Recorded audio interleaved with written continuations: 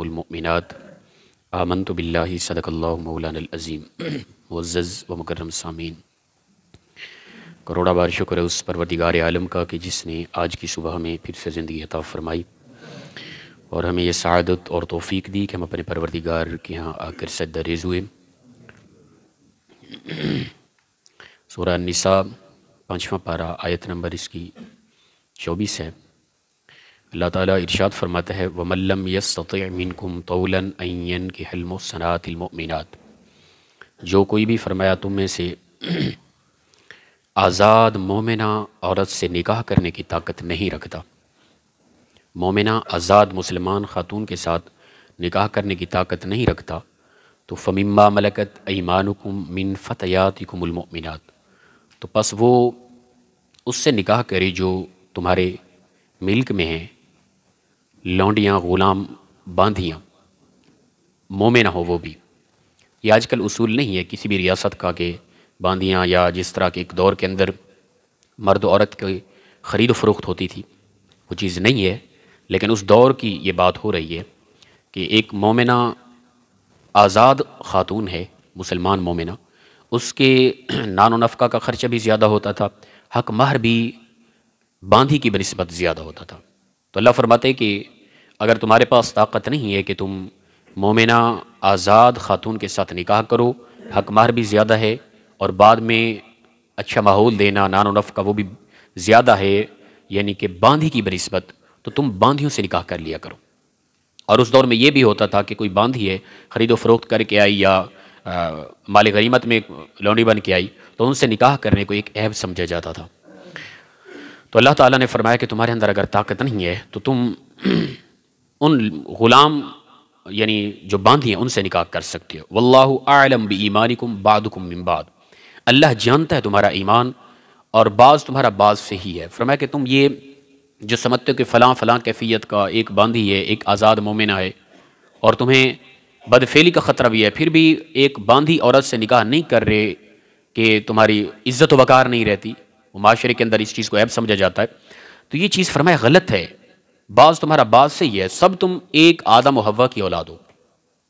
ہمارے ہاں بھی معاشرے میں ساتھی ملتے ہیں بارہا کہ حضرت دعا کریں کوئی رشتہ اپنوں میں ہو جائے، ٹھیک ہے نا، رشتہ ہے لیکن وہ اپنے قوم سے نہیں ہے، اپنے قبیلے سے نہیں ہے۔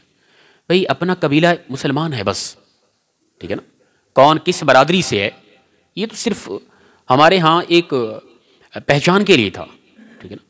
اللہ تعالیٰ فرماتے ہیں ہم نے تمہیں قبیلوں میں اس لیے بانٹ دیا تھا کہ تمہارا تعارف کرایا جائے، لتعارفوا ان اکرمکم عند اللہ اتقاکم، اللہ کے نزدیک بہترین معیار اس کا ہے کہ جو متقی ہے، نہ کہ کوئی ایک بڑے قبیلے سے چودھری ہے، ملک ہے، فلاں فلاں، تو ہم دیکھیں کہ ہم چودھری ملک ہیں، انہی سے ہی رشتہ۔ بھائی تمہارے چودھری اور ملک سے کئی گنا زیادہ وہ جو تمہارے سامنے ایک لوگ قوم ہے، چھوٹی قوم ہے، ان میں زیادہ متقی پرہیزگار جو اللہ کے نزدیک زیادہ ہوں، تو یہ اسلام نے اس چیز کی تردید کی ہے، بس اپنی ہی قبیلے سے بھائی اپنا قبیلہ قوم کون ہے؟ مسلمان۔ یہ جو برادریاں ہیں ان کی کوئی حیثیت نہیں ہے، صرف مسلمان ہونا ہی کافی ہے رشتے کے لیے، یاد رکھیں۔ ایک ساتھی ہے، انہوں نے کہا حضرت رشتے آ تو رہے ہیں لیکن اپنے قوم قبیلے سے کوئی نہیں آ رہا، بڑے پریشان ہیں، بیٹی عمر کافی ہو گئی، لا حول ولا قوت الا باللہ۔ بھائی کلمہ گو ہونا اتنا حیثیت نہیں رکھتا آپ کے نزدیک، آپ کی قومیت زیادہ حیثیت رکھتی ہے، تو یہ پاگل پن ہے بھائی، ان چیزوں کو چھوڑ دیں بالکل ہی۔ ہمارے ہاں یہ جو میں بات کر رہا ہوں، میرے ہاں علاقے میں یہ چیز زیادہ ہے، بس قوم کو دیکھا جاتا ہے، اگلا بندہ کس طرح کا ہے وہ اگر غیر قوم سے کوئی اچھا خاصا ہے، باشرہ آدمی ہے، متقی ہے، نیک آدمی ہے، اس کو اتنا اہمیت نہیں دی جاتی جتنا کہ اپنی قوم قبیلے سے وہ چاہے جس طرح کا بھی ہے۔ یعنی کہ اس دور میں ہمارے ہاں اگر یہ سوچا ہے تو اس کا مطلب یہ ہے کہ کلمہ کی، مسلمان ہونے کی، مومن ہونے کی حیثیت نہیں ہے، میری قوم اور میرے قبیلے کی اصل اہمیت ہے، تو یہ غلط چیز ہے۔ رب تعالیٰ اسی چیز کی تردید فرما رہا ہے، فرمایا بعضکم من بعض، تم تو یہ قوم قبیلوں کی طرف دیکھتے ہو، بھئی تم سب آدم کی اولاد ہو، سب کے سب، کوئی کس کیفیت کا ہے، سب آدم کی اولاد ہیں۔ تو ان معاملات کو بالکل ذہن سے نکال دیں، جہاں اچھی جگہ ہے، اچھا رشتہ ہے، سب سے پہلی چیز دیکھنی ہے کہ متقی کس قدر ہے، ٹھیک ہے نا، تو یہ چیز ہے۔ تو رب تعالیٰ فرماتا ہے کہ بعضکم من بعض، تمہارا بعض سے ہے، فانکحوہن بإذن اہلہن وآتوہن اجورہن بالمعروف۔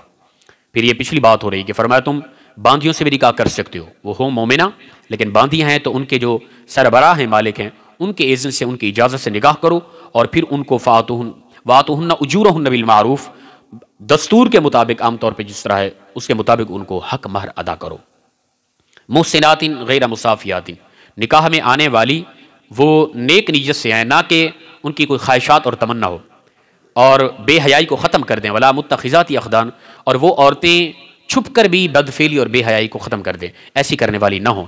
فرمایا کہ فَإِذَا أُحْسِنَّ فَإِنْ أَتَيْنَ بِفَاحِشَةٍ، پس جب ان کا نکاح ہو جائے، نکاح کے بعد اگر وہ پھر بے حیائی کی طرف لوٹتی ہیں تو فَعَلَيْهِنَّ نِصْفُ مَا عَلَى الْمُحْصَنَاتِ مِنَ الْعَذَابِ، پھر ان پر جو سزا ہے وہ آزاد مومنہ عورت کی بنسبت نصف سزا ہے. 100 کوڑے ہیں زانیہ مرد و عورت کے لیے جو آزاد مومن مسلمان ہے. اگر باندھی سے نکاح کیا تو اس کے بعد وہ بدفعلی میں ملوث ہو گئی تو اس کے لیے اللہ تعالیٰ نے 50 کوڑے رکھے ہیں. ٹھیک ہے نا، نصف سزا ہے اس کے لیے.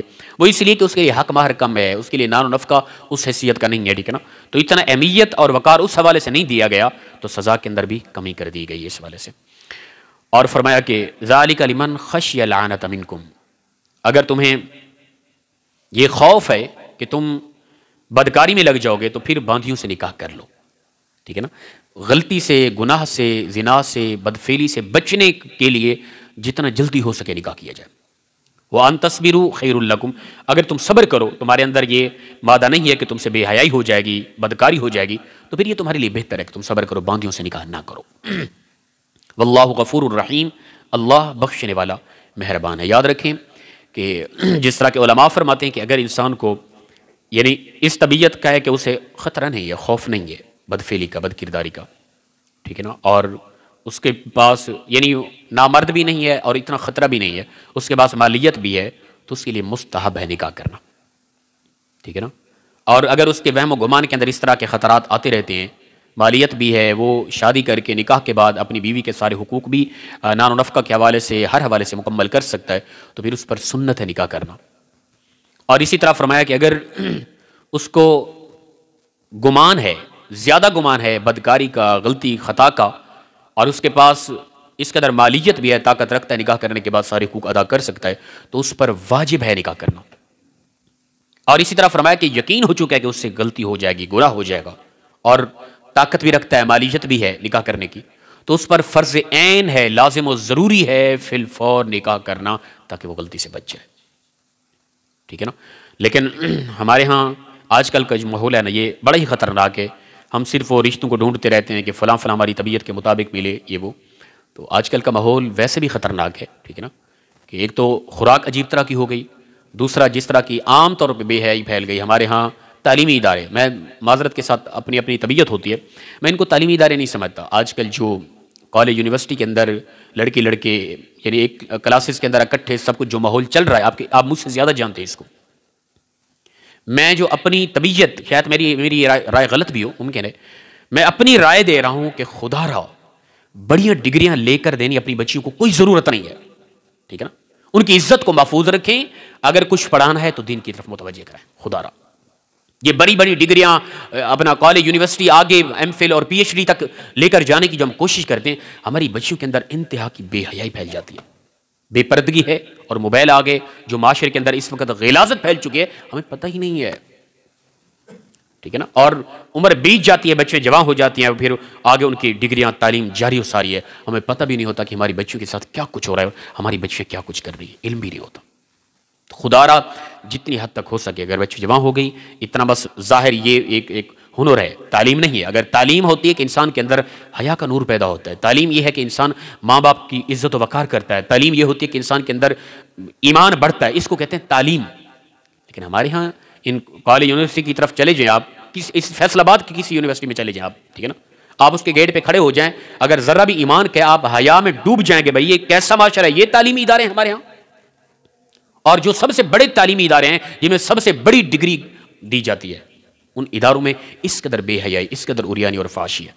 خدا را نہیں ہے ضرورت. ہم مسلمان ہیں، ہماری بچیوں نے شادیوں کے بعد گھروں کے اندر اپنے بچوں کی پرورش کرنی ہے. ہمارا اسلام کہتا ہے کہ نان و نفقہ، گھر کے اخراجات یہ مرد کی ذمہ داری ہے، نہ کہ ہم اپنی خواتین کو نوکریاں لگا کے ہم نے گھر میں بیٹھ جانا ہے. کیا ہماری خواتین نے جا کے کما کے ہمیں کھلانا ہے؟ کیا ہمارا اسلام اس چیز کی اجازت نہیں دیتا.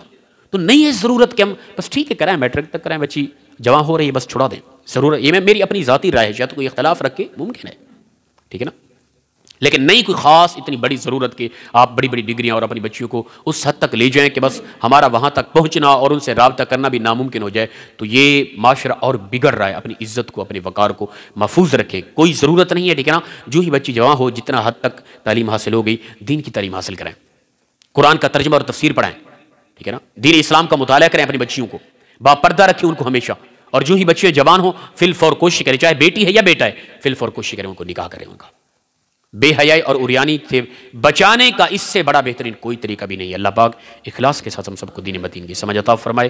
وآخر دعوانا الحمدللہ رب العالمین۔